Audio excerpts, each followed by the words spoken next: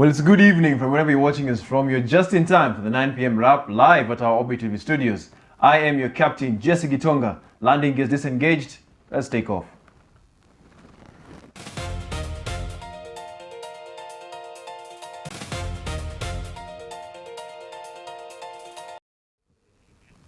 A family in Embu County is appealing to the government and well-wishers for financial assistance to repatriate their body of their relative from Riyadh.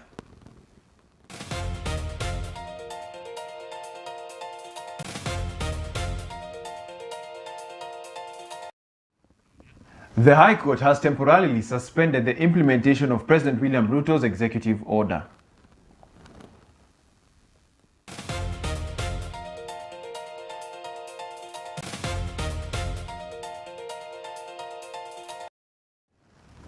Board members serving in 66 state corporations have been retired as President William Ruto implements new reforms.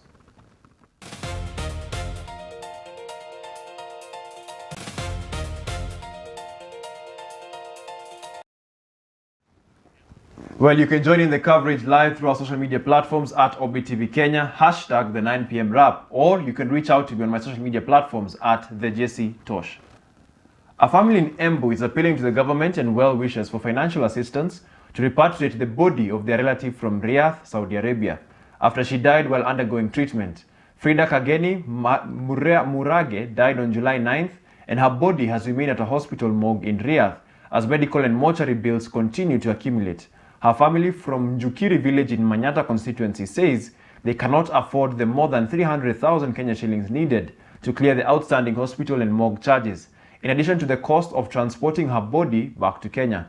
Kageni's younger brother Brian Mugambi said she was the family's sole breadwinner after securing employment in Saudi Arabia. He noted that the family requires about 1 million to settle all expenses and facilitate the repatriation of her remains. Her mother, Christine Irunda, appealed to the government and well-wishers for support, saying the family is unable to meet the costs of bringing her daughter home for burial. Hapo akapelekwa ile hospitali kubwa ya huko Saudi Arabia, akarazwa huko. Tulipatwa na message ya mwenye alienda kuangalia mwili, akatuambia vyenye kutakaa haitakaa kwa siku mingi sana, wanaweka kama 14 days.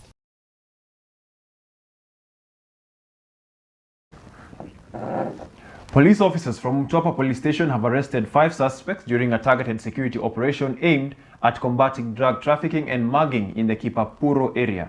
During the operation, officers recovered 30 sachets and 175 rolls of suspected cannabis sativa, which have been preserved as exhibits to support ongoing investigations. The suspects remain in police custody awaiting arraignment as the National Police Service says it will continue intelligence-led operations to tackle crime and enhance public safety.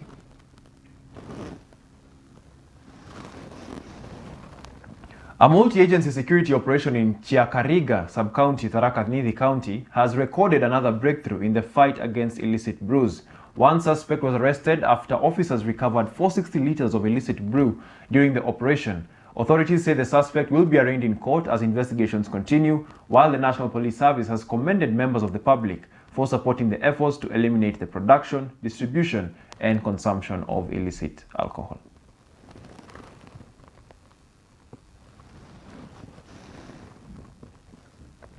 The High Court has temporarily suspended the implementation of President William Ruto's executive order, placing the Independent Policing Oversight Authority (IPOA) under the Ministry of Interior and National Administration.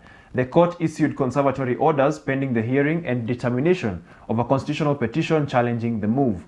The petitioners argue that placing IPOA under a ministry that also oversees the National Police Service would undermine its constitutional independence and compromise its ability to investigate police misconduct without external influence.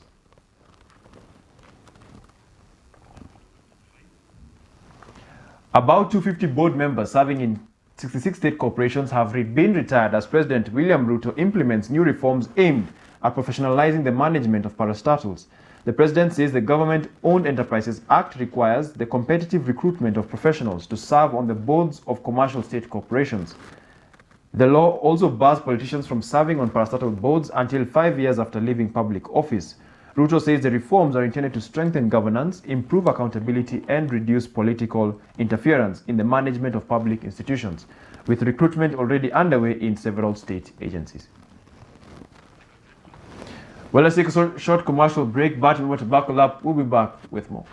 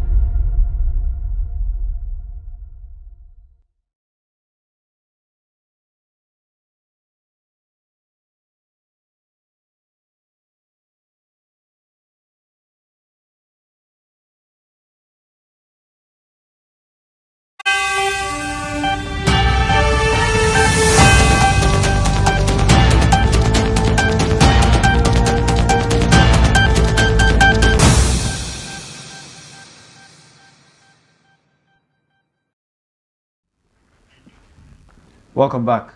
President William Ruto has directed all ministries, state agencies, constitutional commissions, and county governments to open their records for a nationwide transparency audit. The exercise, to be conducted by the Commission on Administrative Justice, will inform Kenya's first State of Openness report, which will assess transparency, accountability, and access to information across public institutions. President Ruto says the audit will help identify areas requiring reform, strengthen public trust, and improve the delivery of government services through greater openness.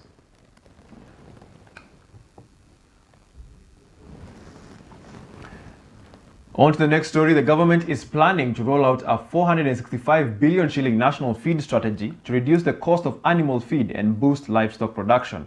At the African Feed Conference in Nairobi, government officials and industry leaders explained how the strategy will promote local feed production, improve quality standards, and reduce reliance on imported raw materials. The country as a whole, we have a 60% animal feed deficit. And because of that, a lot of the manufacturing issues that we have to deal with, the ingredients, we have to import them. That has implications. Forages, there is still currently a lot of discussion about creating strategic feed reserves, and I think once that discussion is dealt with, we will largely be able also to deal with matters to do with the feedlots and the pastoral production systems, so that we can also address the perennial deaths of livestock every other drought cycle.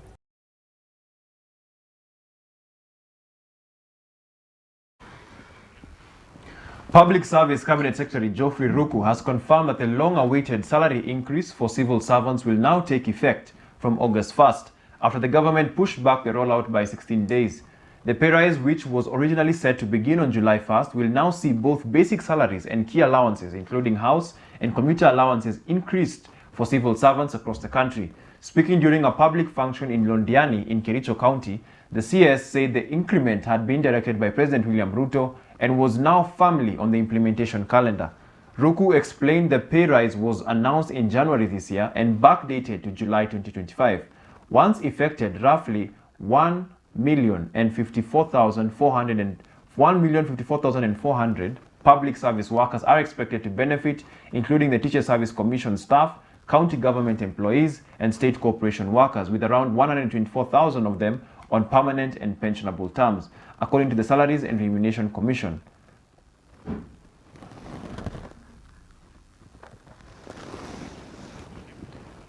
Well, on to some international news. The United States has placed Uganda and the Democratic Republic of Congo under its highest level 4 do not travel advisory as measures to the region's ongoing Ebola response intensify. According to the State Department, the advisory issued on July 15th also covers South Sudan and Central African Republic, along with Somalia and Sudan elsewhere in the region. Level 4 designations are assigned based on local conditions and the U.S. government's limited ability to assist Americans in those countries. The warning comes weeks after Kenya's Health Cabinet Secretary Aden Duale confirmed that plans to build a US-backed Ebola quarantine facility at the Laikipia airbase had been halted, following a contempt finding against the government for disregarding a court order and after public protest over biosafety concerns. The advisory coincides with new U.S.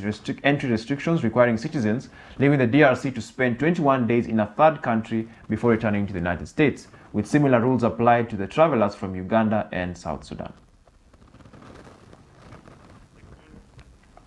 Kenya and France have reaffirmed their commitment to placing young people at the center of their bilateral partnerships as the two countries marked France's National Day with a Youth Innovation Day held at the University of Nairobi. Speaking at the event, Prime Cabinet Secretary Musalia Mudavadi said the occasion underscored the shared vision both nations hold for empowering youth through innovation and education.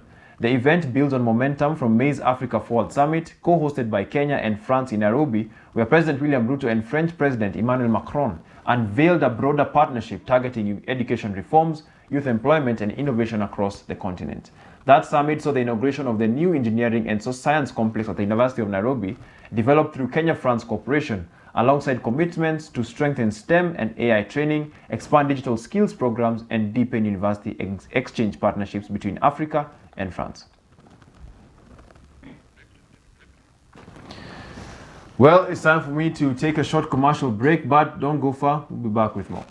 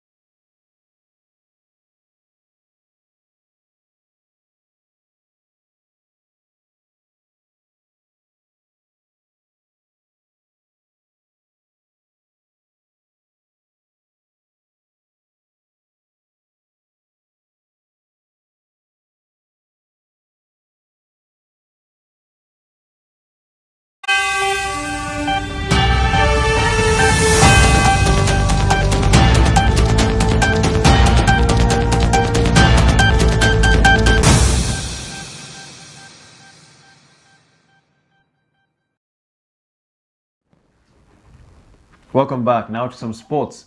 Harambee Starlets have entered the final stretch of their preparations for the 2026 Women's Africa Cup of Nations, with the team departing for a week-long training camp in Miramas, France, ahead of the tournament in Morocco. Head coach Beldine Odemba said the squad has made significant progress during his residential training camp, adding that the final phase in France will help sharpen the team ahead of the tournament. Kenya returns to AFCON for the first time in 10 years after eliminating Tunisia and the Gambia in the qualifiers.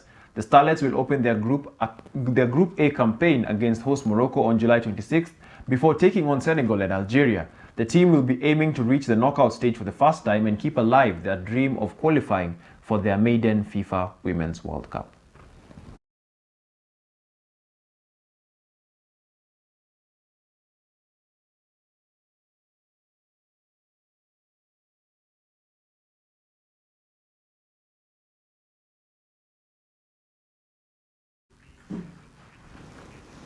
Team Kenya has officially begun its journey to the 2026 Commonwealth Games with the first group of athletes and officials departing for Glasgow, Scotland ahead of the multi-sport Commonwealth event.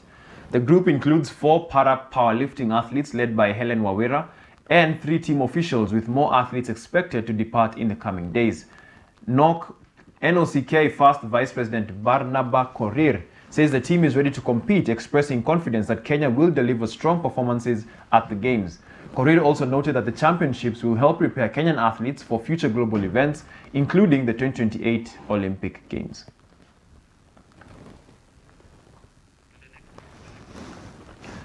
England manager Thomas Tuchel has defended his tactical decisions after the Three Lions World Cup campaign ended in a dramatic semi-final defeat of 2-1 to Argentina, ending their World Cup team.